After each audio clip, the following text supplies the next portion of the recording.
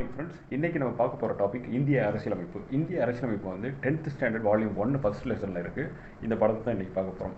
இந்திய அரசியலமைப்புனா என்ன? இந்திய அரசியலமைப்பு வந்து எதுக்காக இயற்றப்பட்டது? இது வந்து எப்படி இயற்றினாங்க? இதுக்காக ஒரு குழு ஃபார்ம் பண்ணாங்க. அந்த குழுவில் வந்து மெம்பர்ஸ் எத்தனை பேர் இருந்தாங்க? அந்த குழுவோட டிராஃப்டிங் கமிட்டி சேர்மன் யார் இருந்தாங்க? ஸோ அதுக்கு அடுத்து வந்து இந்திய அரசியலமைப்போட சிறப்பு கூறுகள் என்ன? இந்திய அரசியலமைப்பு வந்து எப்போ ஏற்றுக்கொள்ளப்பட்டது? அதுக்கப்புறம் வந்து முகவுரை, இந்திய அரசியலமைப்பில் வந்து இருக்க சிறப்பு கூறுகளில் வந்து முகவுரை என்றால் என்ன?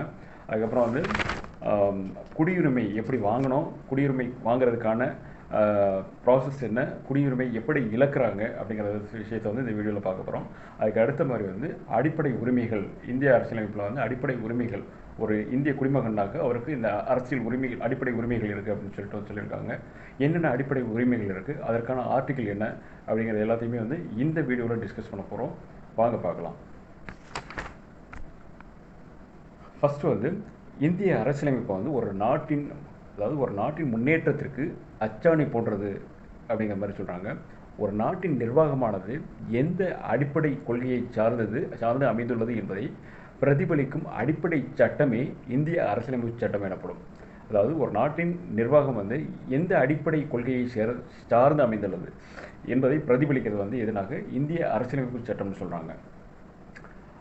அதுக்கடுத்து வந்து அரசியலமைப்பு என்ற கொள்கையை முதலில் யுஎஸ்ஏவிலிருந்து வந்து தோன்றியிருக்கு. அதாவது அரசியலமைப்பு என்ற கொள்கை வந்து எங்கேருந்து எடுத்திருக்காங்கனாக்க யுனைடெட் ஸ்டேட்ஸ் ஆஃப் அமெரிக்க ஐக்கிய நாடுகளிலிருந்து வந்து எடுத்திருக்காங்க. 1946 அமைச்சரவை தூதுக்குழு, கேபினட் மிஷன் பிளான் இங்கிலீஷில் சொல்லுவாங்க, திட்டத்தின் கீழ் உருவாக்கப்பட்ட இந்திய அரசியல் நிர்ணய சபையின் இந்திய அரசியலமைப்பு உருவாக்கப்பட்டது. கேபினட் மிஷன் பிளான் கீழே தான் வந்து இந்த இந்திய அரசியலமைப்பு வந்து உருவாக்கப்பட்டிருக்கு. சரிங்களா?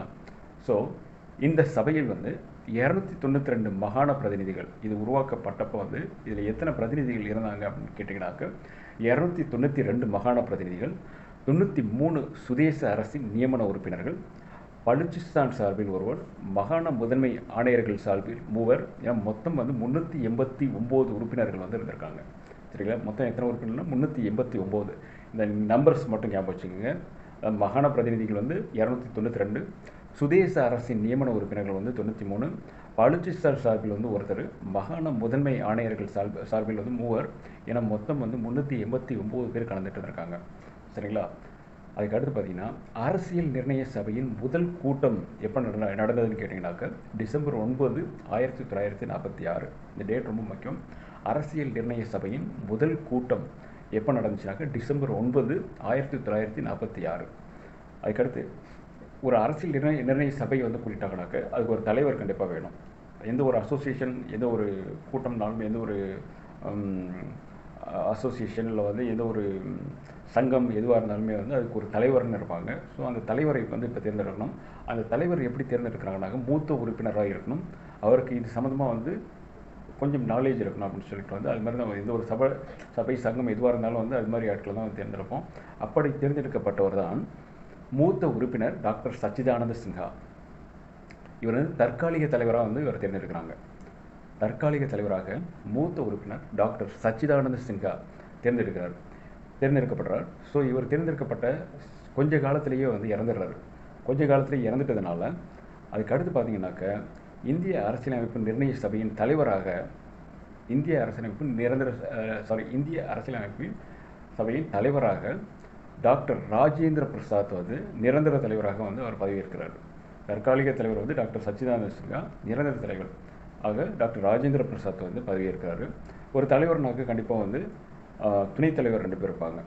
ஸோ இந்திய அரசியல் அமைப்பு நிர்ணய சபையின் தலைவராக டாக்டர் ராஜேந்திர பிரசாத்தும், துணைத் தலைவர்கள் வந்து 2 பேர் இருக்காங்க. யாருன்னு கேட்டிங்கனாக்க H.C. Mukherjee and V.T. Krishnamachari. H.C. Mukherjee and V.T. Krishnamachari, இவங்க தான் துணைத் தலைவராக இருக்காங்க. இந்த கூட்டத்தொடர், இந்த அரசியல் அமைப்பின் நிர்ணய சபை கூட்டத்தொடர், அரசியலமைப்பு உருவாக்குவதற்கான ஒரு நிர்ணய சபை கூட்டியிருக்காங்க. இதோட கூட்டத்தொடர் வந்து பார்த்தீங்கன்னாக்க வந்து 11 அமர்வுகள் 166 நாட்கள் நடைபெற்றிருக்கு. 11 அமர்வுகள் 166 நாட்கள் நடைபெற்றிருக்கு. இந்த கூட்டத்தின் போது 2473 திருத்தங்கள் முன்வைக்கப்பட்டன. எத்தனைன்னு கேட்டிங்கன்னா இந்த நம்பர்ஸ் ரொம்ப முக்கியம். 2473 திருத்தங்கள் முன்வைக்கப்பட்டன. சரிங்களா? அதுக்கடுத்து இந்திய அரசியல் சாசனத்தின் வரைவு குழுவின் தலைவர், இந்திய அரசியல் இந்திய அரசியல் நிர்ணய சபையின் வரைவு குழுவின் தலைவர் டாக்டர் B.R. அம்பேத்கர். சரிங்களா? இந்திய அரசியல் சாசனத்தின் வரைவு குழுவின் தலைவர் யாருன்னு கேட்டாங்க, டாக்டர் B.R. அம்பேத்கர். அதுக்கு அடுத்த பாயிண்ட் வந்து இந்திய அரசியல் அமைப்பின் தந்தை, அதாவது இந்திய அரசியல் சாசனத்தின் வரைவு குழுவின் தலைவராக டாக்டர் அம்பேத்கர் இருந்ததுனால அவரை இந்திய அரசியல் அமைப்பின் தந்தை என்றும் வந்து அழைக்கிறோம். சரிங்களா? அதுக்கடுத்து விவாதத்திற்கு பின்னர் இறுதியாக 22 பாகங்கள், 395 சட்டப்பிரிவுகள் மற்றும் 8 அட்டவணைகள் கொண்ட இந்திய அரசியலமைப்பு சட்டம் நவம்பர் 26ஆம் தேதி 1949 ஏற்றுக்கொள்ளப்பட்டது.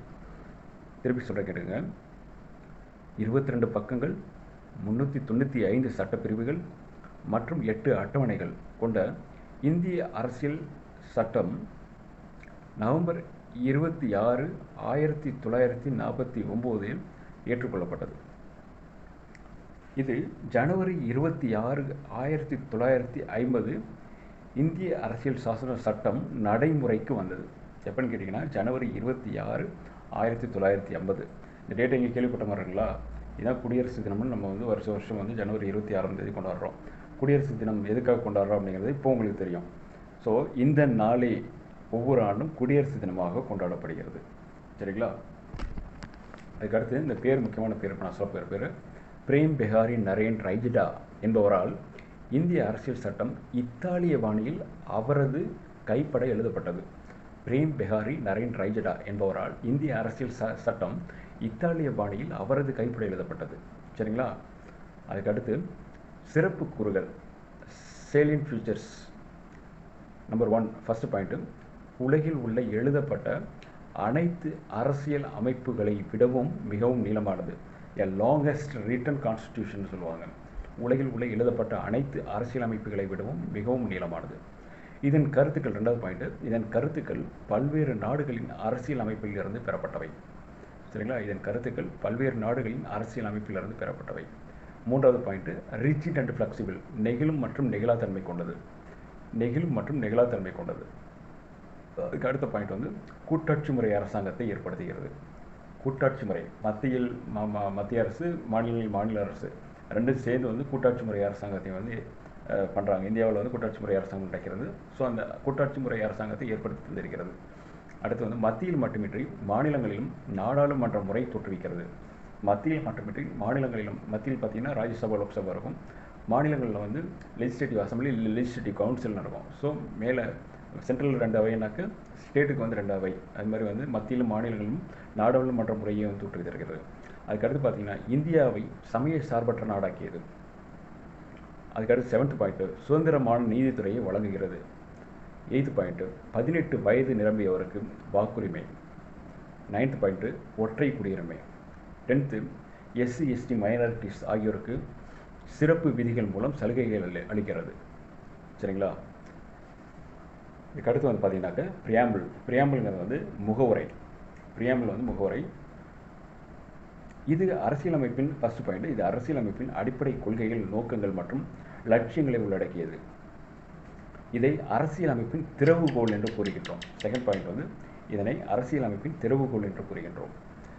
தேர்ட் பாயிண்ட், 1947ஆம் ஆண்டு ஜனவரி 2ஆம் நாள் இந்திய அரசியல் நிர்ணய சபையால் ஏற்றுக்கொள்ளப்பட்ட ஜவஹர்லால் நேருவின் குறிக்கோள் தீர்மானத்தின் அடிப்படையில் இந்திய அரசியல் சாசனத்தின் முகவுரை அமையப்பட்டது. இந்திய அரசியல் சாசனத்தின் முகவுரை அமைந்துள்ளது. சரிங்களா? அடுத்த பாயிண்ட், பிரியாம்பிள் வந்து எந்த சட்ட திருத்தத்தின் கீழ் அமெண்ட் பண்ணப்பட்டது, அதாவது பிரியாம்பிள் சட்ட திருத்தம் பண்ணது எந்த சட்ட திருத்தத்தின் கீழ்னாக 42வது அமெண்ட்மெண்ட் 1976 42வது அமெண்ட்மெண்ட். இந்த அமெண்ட்மெண்ட்டு கீழே வந்து முகவுரையில் சமதர்மம், சமய சார்பின்மை, ஒருமைப்பாடு என்ற 3 புதிய சொற்கள் சேர்க்கப்பட்டன. திருப்பி சொல்கிறேன், சமதர்மம், சமய சார்பின்மை, ஒருமைப்பாடு என்ற 3 புதிய சொற்கள் 1977ஆம் ஆண்டு 42வது அமெண்ட்மெண்ட் படி வந்து முகவுரையில் சேர்க்கப்பட்டன. இந்திய மக்களாகிய நாம் என்ற சொற்களுடன் முகவுரை தொடங்குகிறது.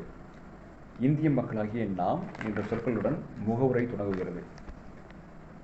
அடுத்த பாயிண்ட், இந்திய மக்களே இந்திய அரசியலமைப்பின் ஆதாரம்.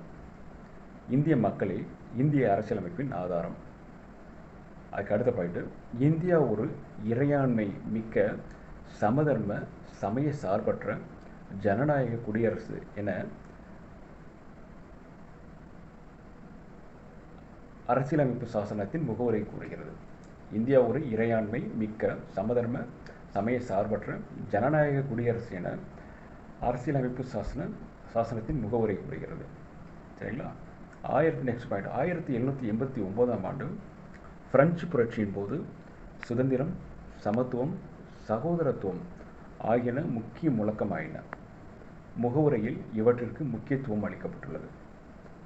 ஸோ இதுதான் முகவுரை, பிரியாம்பிள். சரிங்களா? ஃபஸ்ட்டு வந்து இனிஷியலாக வந்து உங்களுக்கு வந்து இந்திய அரசியலமைப்புனா என்னென்னு பார்த்தாச்சு. இந்திய அரசியலமைப்பில் வந்து முகவுரையோட சிறப்பு கூறுகள் என்ன அப்படிங்கிறத பார்த்தாச்சு. அடுத்த வீடியோவில் குடியுரிமை பற்றி பார்க்கலாம். குடியுரிமை, அடிப்படை உரிமைகள் பற்றி பார்க்கலாம். Thank you friends. இந்த வீடியோ பிடிச்சிருந்தாக லைக் பண்ணுங்கள், ஷேர் பண்ணுங்கள், சப்ஸ்கிரைப் பண்ணுங்கள். Thank you very much.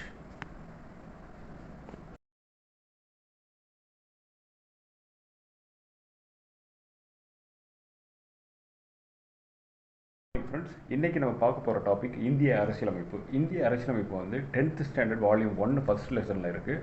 இந்த படத்தை தான் இன்றைக்கி பார்க்க போகிறோம். இந்திய அரசியலமைப்புனா என்ன, இந்திய அரசியலமைப்பு வந்து எதுக்காக இயற்றப்பட்டது, இது வந்து எப்படி இயற்றினாங்க, இதுக்காக ஒரு குழு ஃபார்ம் பண்ணாங்க. அந்த குழுவில் வந்து மெம்பர்ஸ் எத்தனை பேர் இருந்தாங்க, அந்த குழுவோட டிராஃப்டிங் கமிட்டி சேர்மன் யார் இருந்தாங்க. ஸோ அதுக்கு அடுத்து வந்து இந்திய அரசியலமைப்போட சிறப்பு கூறுகள் என்ன, இந்திய அரசியலமைப்பு வந்து எப்போ ஏற்றுக்கொள்ளப்பட்டது, அதுக்கப்புறம் வந்து முகவுரை, இந்திய அரசியலமைப்பில் வந்து இருக்க சிறப்பு கூறுகளில் வந்து முகவுரை என்றால் என்ன, அதுக்கப்புறம் வந்து குடியுரிமை எப்படி வாங்கணும், குடியுரிமை வாங்கிறதுக்கான ப்ராசஸ் என்ன, குடியுரிமை எப்படி இழக்கிறாங்க அப்படிங்கிற விஷயத்தை வந்து இந்த வீடியோவில் பார்க்க போகிறோம். அதுக்கு அடுத்த மாதிரி வந்து அடிப்படை உரிமைகள், இந்திய அரசியலமைப்பில் வந்து அடிப்படை உரிமைகள், ஒரு இந்திய குடிமகனாக அவருக்கு இந்த அரசியல் உரிமைகள், அடிப்படை உரிமைகள் இருக்குது அப்படின்னு சொல்லியிருக்காங்க. என்னென்ன அடிப்படை உரிமைகள் இருக்குது, அதற்கான ஆர்டிக்கிள் என்ன அப்படிங்கிறது எல்லாத்தையுமே வந்து இந்த வீடியோவில் டிஸ்கஸ் பண்ண போகிறோம். வாங்க பார்க்கலாம். ஃபஸ்ட்டு வந்து இந்திய அரசியலமைப்பை வந்து ஒரு நாட்டின் முன்னேற்றத்திற்கு அச்சாணி போன்றது அப்படிங்கிற மாதிரி சொல்கிறாங்க. ஒரு நாட்டின் நிர்வாகமானது எந்த அடிப்படை கொள்கையை சார்ந்து அமைந்துள்ளது என்பதை பிரதிபலிக்கும் அடிப்படை சட்டமே இந்திய அரசியலமைப்பு சட்டம் எனப்படும். அதாவது ஒரு நாட்டின் நிர்வாகம் வந்து எந்த அடிப்படை கொள்கையை சார்ந்து அமைந்துள்ளது என்பதை பிரதிபலிக்கிறது வந்து எதனாக இந்திய அரசியலமைப்பு சட்டம்னு சொல்கிறாங்க. அதுக்கடுத்து வந்து அரசியலமைப்பு என்ற கொள்கையை முதலில் யுஎஸ்ஏவிலிருந்து தான் வந்து தோன்றிருக்கு. அதாவது அரசியலமைப்பு என்ற கொள்கை வந்து எங்கேருந்து எடுத்திருக்காங்கனாக்க யுனைடெட் ஸ்டேட்ஸ் ஆஃப் அமெரிக்க ஐக்கிய நாடுகளிலிருந்து வந்து எடுத்திருக்காங்க. 1946 அமைச்சரவை தூதுக்குழு, கேபினட் மிஷன் பிளான்னு இங்கிலீஷில் சொல்லுவாங்க, திட்டத்தின் கீழ் உருவாக்கப்பட்ட இந்திய அரசியல் நிர்ணய சபையின் இந்திய அரசியலமைப்பு உருவாக்கப்பட்டது. கேபினட் மிஷன் பிளான் கீழே தான் வந்து இந்த இந்திய அரசியலமைப்பு வந்து உருவாக்கப்பட்டிருக்கு. சரிங்களா? ஸோ இந்த சபையில் வந்து 292 மாகாண பிரதிநிதிகள், இது உருவாக்கப்பட்டப்போ வந்து இதில் எத்தனை பிரதிநிதிகள் இருந்தாங்க அப்படின்னு கேட்டிங்கனாக்க 292 மாகாண பிரதிநிதிகள், 93 சுதேச அரசின் நியமன உறுப்பினர்கள், பலுச்சிஸ்தான் சார்பில் ஒருவர், மாகாண முதன்மை ஆணையர்கள் சார்பில் 3 என மொத்தம் வந்து 389 உறுப்பினர்கள் வந்து இருந்திருக்காங்க. சரிங்களா? மொத்தம் எத்தனை உறுப்பினர்னா 389. இந்த நம்பர்ஸ் மட்டும் ஞாபகம் வச்சுக்கோங்க. மாகாண பிரதிநிதிகள் வந்து 292, சுதேச அரசின் நியமன உறுப்பினர்கள் வந்து 93, பலுச்சிஸ்தான் சார்பில் வந்து ஒருத்தர், மாகாண முதன்மை ஆணையர்கள் சார்பில் வந்து 3 என மொத்தம் வந்து 389 பேர் கலந்துட்டு இருக்காங்க. சரிங்களா? அதுக்கு அடுத்து பார்த்தீங்கன்னா அரசியல் நிர்ணய சபையின் முதல் கூட்டம் எப்போ நடந்ததுன்னு கேட்டிங்கனாக்க டிசம்பர் 9, 1946. இந்த டேட் ரொம்ப முக்கியம். அரசியல் நிர்ணய சபையின் முதல் கூட்டம் எப்போ நடந்துச்சுனாக்க டிசம்பர் 9, 1946. அதுக்கடுத்து ஒரு அரசியல் நிர்ணய சபை வந்து கூட்டிட்டாங்கனாக்க அதுக்கு ஒரு தலைவர் கண்டிப்பாக வேணும். எந்த ஒரு அசோசியேஷன், எந்த ஒரு கூட்டம்னாலும், எந்த ஒரு அசோசியேஷனில் வந்து எந்த ஒரு சங்கம் எதுவாக இருந்தாலுமே வந்து அதுக்கு ஒரு தலைவர்னு இருப்பாங்க. ஸோ அந்த தலைவரை வந்து இப்போ தேர்ந்தெடுக்கணும். அந்த தலைவர் எப்படி தேர்ந்தெடுக்கிறாங்கனாக்க மூத்த உறுப்பினராக இருக்கணும். அவருக்கு இது சம்மந்தமாக வந்து கொஞ்சம் நாலேஜ் இருக்கணும் அப்படின்னு சொல்லிட்டு வந்து அது மாதிரி தான் எந்த ஒரு சபை சங்கம் எதுவாக இருந்தாலும் வந்து அது மாதிரி ஆட்களை தான் தேர்ந்தெடுப்போம். அப்படி தேர்ந்தெடுக்கப்பட்டவர் தான் மூத்த உறுப்பினர் டாக்டர் சச்சிதானந்த சின்ஹா. இவர் வந்து தற்காலிக தலைவராக வந்து இவர் தேர்ந்தெடுக்கிறாங்க. தற்காலிக தலைவராக மூத்த உறுப்பினர் டாக்டர் சச்சிதானந்த சின்ஹா தேர்ந்தெடுக்கப்படுறார். ஸோ இவர் தேர்ந்தெடுக்கப்பட்ட கொஞ்ச காலத்திலேயே வந்து இறந்துடுறாரு. கொஞ்ச காலத்திலேயே இறந்துட்டதுனால அதுக்கு அடுத்து பார்த்தீங்கன்னாக்க இந்திய அரசியலமைப்பு நிர்ணய சபையின் தலைவராக இந்திய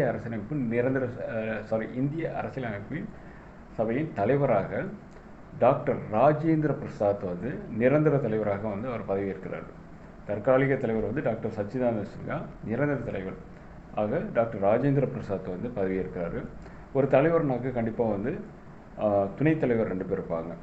ஸோ இந்திய அரசியல் அமைப்பு நிர்ணய சபையின் தலைவராக டாக்டர் ராஜேந்திர பிரசாத்தும் துணைத் தலைவர்கள் வந்து 2 பேர் இருக்காங்க. யாருன்னு கேட்டிங்கனாக்க ஹச்.சி. முகர்ஜி அண்ட் வி.டி. கிருஷ்ணமாச்சாரி. ஹச்.சி. முகர்ஜி அண்ட் வி.டி. கிருஷ்ணமாச்சாரி இவங்க தான் துணைத் தலைவராக இருக்காங்க. இந்த கூட்டத்தொடர் இந்த அரசியலமைப்பின் நிர்ணய சபை கூட்டத்தொடர் அரசியலமைப்பு உருவாக்குவதற்கான ஒரு நிர்ணய சபை கூட்டியிருக்காங்க. இதோட கூட்டத்தொடர் வந்து பார்த்திங்கனாக்கா வந்து 11 அமர்வுகள் 166 நாட்கள் நடைபெற்றிருக்கு. 11 அமர்வுகள் 166 நாட்கள் நடைபெற்றிருக்கு. இந்த கூட்டத்தின் போது 2473 திருத்தங்கள் முன்வைக்கப்பட்டன. எத்தனைன்னு கேட்டிங்கன்னா இந்த நம்பர்ஸ் ரொம்ப முக்கியம். 2473 திருத்தங்கள் முன்வைக்கப்பட்டன. சரிங்களா? அதுக்கடுத்து இந்திய அரசியல் சாசனத்தின் வரைவு குழுவின் தலைவர் இந்திய அரசியல் நிர்ணய சபையின் வரைவு குழுவின் தலைவர் டாக்டர் B.R. அம்பேத்கர். சரிங்களா? இந்திய அரசியல் சாசனத்தின் வரைவு குழுவின் தலைவர் யாருன்னு கேட்டாக்க டாக்டர் B.R. அம்பேத்கர். அதுக்கு அடுத்த பாயிண்ட் வந்து இந்திய அரசியல் அமைப்பின் தந்தை, அதாவது இந்திய அரசியல் சாசனத்தின் வரைவு குழுவின் தலைவராக டாக்டர் அம்பேத்கர் இருந்ததுனால அவரை இந்திய அரசியல் அமைப்பின் தந்தை என்றும் வந்து அழைக்கிறோம். சரிங்களா? அதுக்கடுத்து விவாதத்திற்கு பின்னர் இறுதியாக 22 பாகங்கள், 395 சட்டப்பிரிவுகள் மற்றும் 8 அட்டவணைகள் கொண்ட இந்திய அரசியலமைப்பு சட்டம் நவம்பர் 26ஆம் தேதி 1949 ஏற்றுக்கொள்ளப்பட்டது. திருப்பி சொல்ற கேட்டுங்க. 22 பக்கங்கள், 395 சட்டப்பிரிவுகள் மற்றும் 8 அட்டவணைகள் கொண்ட இந்திய அரசியல் சட்டம் நவம்பர் 26, 1949 ஏற்றுக்கொள்ளப்பட்டது. இது ஜனவரி 26, 1950 இந்திய அரசியல் சாசன சட்டம் நடைமுறைக்கு வந்தது. எப்போன்னு கேட்டிங்கன்னா ஜனவரி 26, 1950. இந்த டேட்டை இங்கே கேள்விப்பட்ட மாதிரி இருக்குங்களா? இதான் குடியரசு தினம்னு நம்ம வந்து வருஷம் வந்து ஜனவரி 26ஆம் தேதி கொண்டாடுறோம்.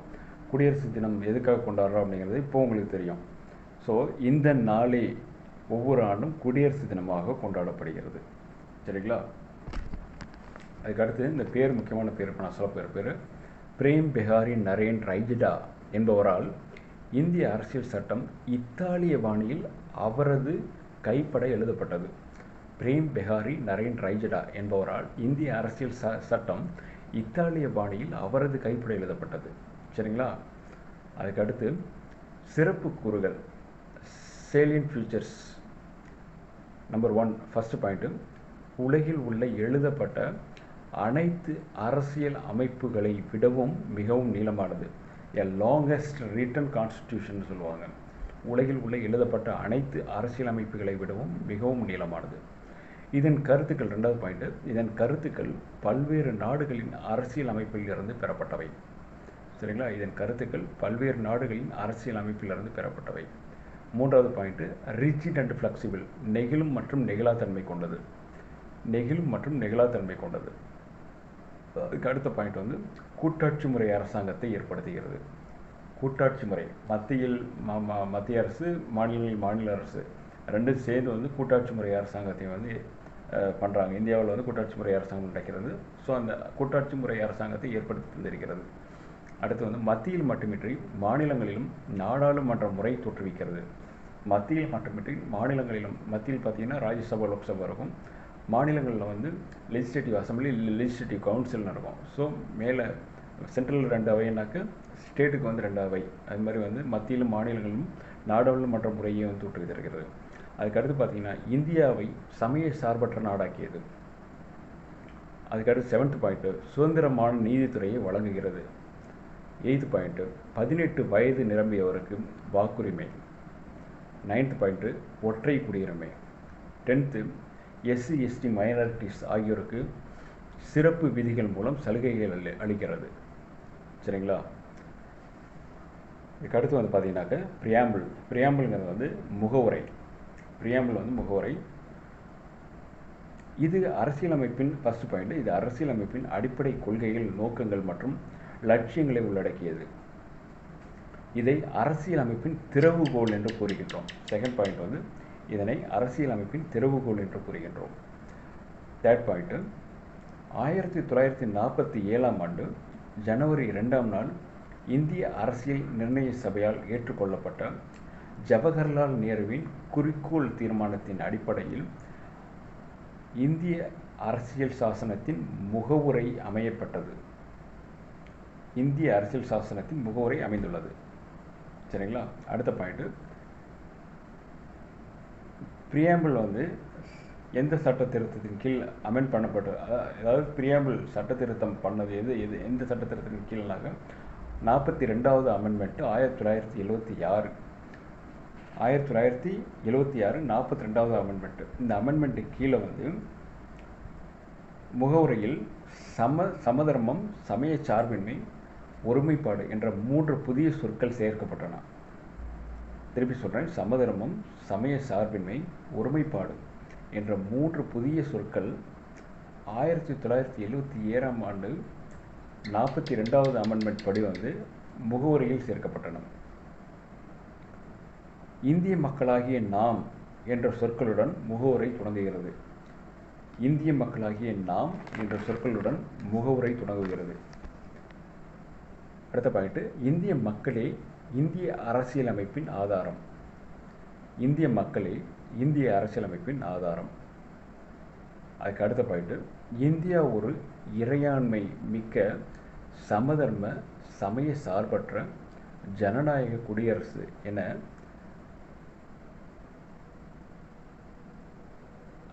அரசியலமைப்பு சாசனத்தின் முகவுரை கூறுகிறது. இந்தியா ஒரு இறையாண்மை மிக்க சமதர்ம சமய சார்பற்ற ஜனநாயக குடியரசு என அரசியலமைப்பு சாசனத்தின் முகவுரை கூறுகிறது. சரிங்களா? நெக்ஸ்ட் பாயிண்ட் 1789ஆம் ஆண்டு பிரெஞ்சு புரட்சியின் போது சுதந்திரம், சமத்துவம், சகோதரத்துவம் ஆகியன முக்கிய முழக்கமாயின. முகவுரையில் இவற்றிற்கு முக்கியத்துவம் அளிக்கப்பட்டுள்ளது. ஸோ இதுதான் முகவுரை, பிரியாம்பிள். சரிங்களா? ஃபஸ்ட்டு வந்து இனிஷியலாக வந்து உங்களுக்கு வந்து இந்திய அரசியலமைப்புனா என்னென்னு பார்த்தாச்சு. இந்திய அரசியலமைப்பில் வந்து முகவுரையோட சிறப்பு கூறுகள் என்ன அப்படிங்கிறத பார்த்தாச்சு.